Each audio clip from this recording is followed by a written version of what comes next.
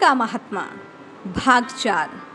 आज आप और मैं जानेंगे किस प्रकार बाबा देशभक्ति के खुमार से रंग गए और कैसे उन्होंने प्रथम बार कांग्रेस की सभा में एक मुखर अभिव्यक्ति दी और बाद में जाकर उन्हें जेल की हवा तक खानी पड़ी।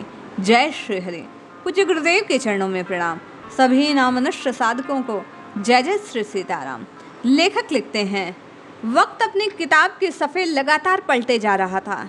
इतिहास की करवटों में न जाने कितनी कहानियां सिमटी जा रही थी। हवा में जोश छाया हुआ था। आदमी की सोच बदल रही थी। मुझे भी लगता था कि मेरा किताबी ज्ञान पर्याप्त ना होगा, इससे इतर भी मुझे कुछ करना होगा, अन्यथा जीवन बेकार चला जाएगा। बाबा सोच रहे थे कि मुझे लगता है कि मेरा जीवन बाबू बनने के लिए तो हुआ नहीं, मेरा देश स्वतंत्र तक नहीं। गुलामों को अंग्रेज और अंग्रेजियत के खौफ खाए लोग कीड़े मकोड़ों से अधिक कुछ ना समझते। मेरे भीतर की कंदराओं में जैसे रह रह कर एक आवाज़ गूंज उठती थी, उठ खड़ा हो, तुम आम आदमी नहीं, तुझे खास बनने के लिए खास काम करने ही होंगे। आवाज़ से मेरा उत्साह, बाबा कहते हैं, दुगना हो जाता। मुझे लगता है ये आवाज़ नहीं, आदेश है जो मुझे बाकी सबसे अलग करने को प्रोत्साहित करती है।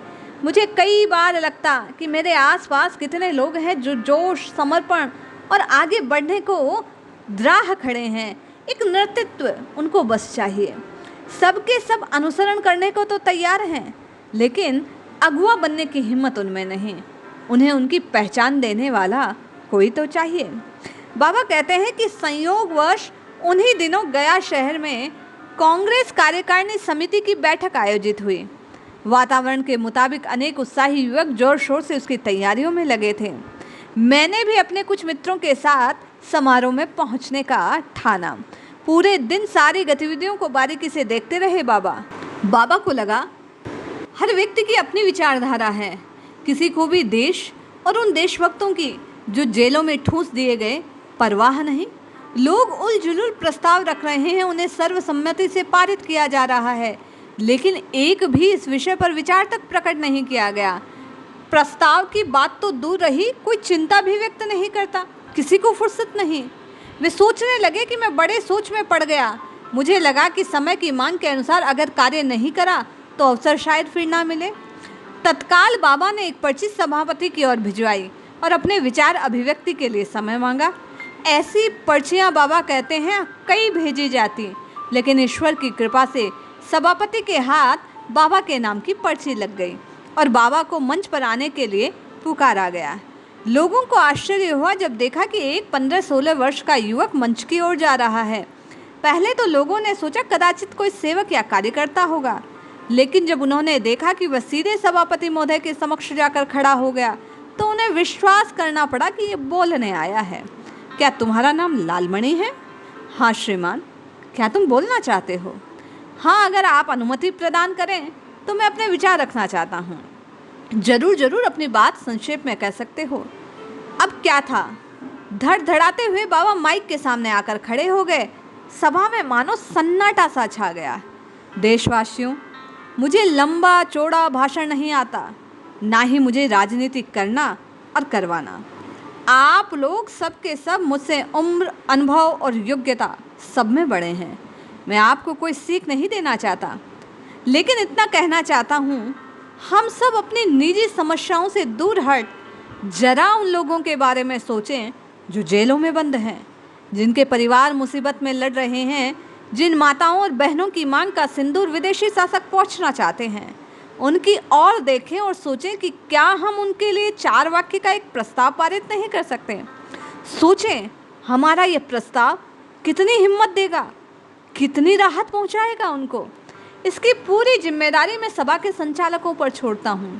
आपसे अनुरोध करता हूं कि अभी इसी वक्त पूर्ण बहुमत से पारित करें, अन्यथा इस कार्यक्रम में कम से कम मैं तो आपके साथ शामिल नहीं हो सकता। इतना कहकर बाबा सीधे मंच से नीचे उतर आए। सुनने वालों को लगा कि क्या हो गया, क्या कह गया ये बालक।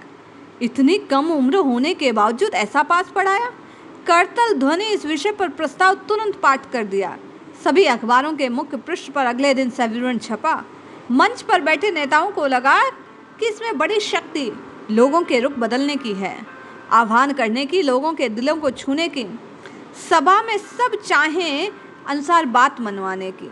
तुरंत मुझे बुलाया गया और कहने लगे कि सब चाहते हैं तुम्हारा जैसा युवक अधिक जिम्मेदारियां अपने मजबूत कंधों पर ले। बाबा कहने लगे, मुझे कोई आपत्ति नहीं, मैं सदैव से इसके लिए तैयार हूँ। जल्दी ही बाबा को कांग्रेस की गया शहर शाखा का सहायक मंत्री बना दिया गया। आज बाबा कहते हैं, मुझे लगा एक बार तगमा लगाकर मुझे जो गर्व हुआ, ठीक वैसी ही अनुभूति मुझे कांग्रेस का सहायक मंत्री बनकर हुई। मेरे साथी तो वैसे भी मुझे सदा सहयोग करने वाले थे। मैं पार्टी के कार्यों को उत्साह से जुट गया। मेरा और मेरे साथियों का एक राजनीतिक दल इतने उत्साह से कार्य करना मेरे स्कूल के पदाधिकारियों को कुछ अच्छा न लगा। उन्हें लगता कि इसके कारण अंग्रेज अधिकारियों की नाराजगी का शिकार स्कूल को होना होगा। वे सोच रहे थे कि हमारी गतिविधियों को कैसे रोका जाए। इसी बीच उन्हें अवसर भी मिल गया। स्कूल के कुछ विद्यार्थियों ने स्कूल के भीतर जो फहरा रहा यूनियन जैक था उसे उतार दिया और उसके स्थान पर तिरंगा लहरा दिया। इस मामले में बाबा कहते हैं, हालांकि मेरे और मेरे साथियों का कोई हाथ ना था, ना ही हमें पार्टी से कोई हिदायत मिली, फिर भी स्कूल के अधिकारियों ने हमारे खिलाफ जिला अधिकारियों को शिकायत कर दी। अंग्रेजों की नज़र में यह ऐसा जुर्म जिसे बर्दाश्त नहीं किया जा सकता। अब पुलिस मेरा पीछे पड़ गई। इत्तेफाक से उन दिनों स्कूल बंद और छुट्टियां हो गई। बाबा गांव आ गए, किंतु ढूंढते ढूंढते आखिरकार 2 सिपाही उनके घर आ धमके। क्या लालमणि यहीं रहता है? बाबा समझ गए थे कि उन्हें लालमणि की खोज है, लेकिन वे लालमणि को पहचानते नहीं। यह भी हो सकता है कि उन्हें लगता है कि 15-16 साल का ये दुबला पतला लालमणि कैसे हो सकता है। वह तो जरूर कोई शातिर दिखने वाला बलिष्ठ व्यक्ति होगा जो अंग्रेजी राज के अंग्रेजों का यूनियन उतार फेंकता है और तिरंगा फहराने की हिम्मत कर सका। जब वे समझ गए कि उन्होंने पहचाना नहीं तो बाबा बिल्कुल सावधान। हाँ, रहता तो यही है। क्या वह भीतर है? सिपाहियों ने पूछा। बाबा कहते हैं, देखता हूँ, अगर हो तो बुलाता हूँ। और ऐसा अभिनय करते हुए भीतर चले गए। हाँ, बुलाओ उसे, ऐसा कहकर वे लोग वहीं खाट पर दोनों बैठ गए। बाबा भीतर चले गए। घर पे कोई था नहीं। मैया और भाभी पास के मकान में हो रहे कीर्तन में चले गए।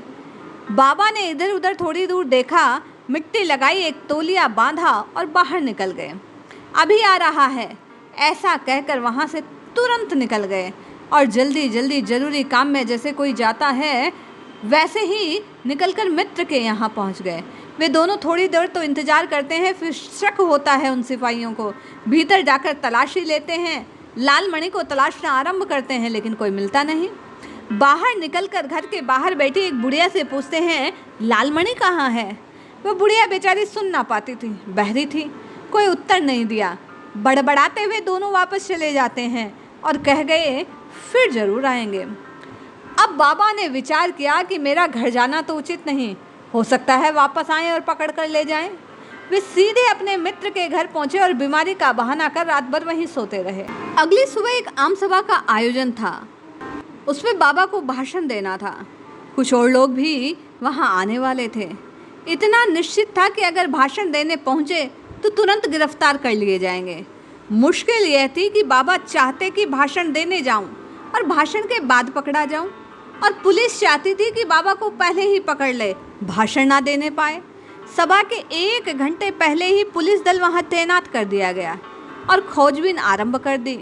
सभा का समय हो गया। दूसरे व्यक्ति पहुंच गए थे, लेकिन मंच पर लालमणि कहीं नहीं। सब लोग एक दूसरे का मुंह ताक रहे थे। अचानक मुख्य अतिथि की टेबल के ऊपर कपड़ा नीचे की ओर हिला और टेबल के नीचे से निकलकर सीधे माइक पर जाकर बाबा खड़े हो गए। अचानक सबके सामने ऐसे आए तो कोई खुशी का ठिकाना ना था। उधर सभा के आयोजक चकित थे, पुलिस वाले भी। मंच पर माइक के सामने खड़े लालमणि को पकड़ना भीड़ को उकसाना था। वे चुपचाप खड़े सभा के समाप्त होने का इंतजार करते रहे। जैसे कि आशंका थी, सभा की समाप्ति पर बाबा को गिरफ्तार कर लिया गया और जैसा उन दिनों हुआ करता, प्राय न जाने कौन कौन से अपराध बाबा पर मंड दिए गए और तुरंत 6 महीने की सजा सुना उन्हें गया शहर की जेल में ले जाने का हुक्म दिया गया। इस प्रकार बाबा के जीवन में पहली बार देशभक्ति और जेल जाने की ये घटना घटित होती है।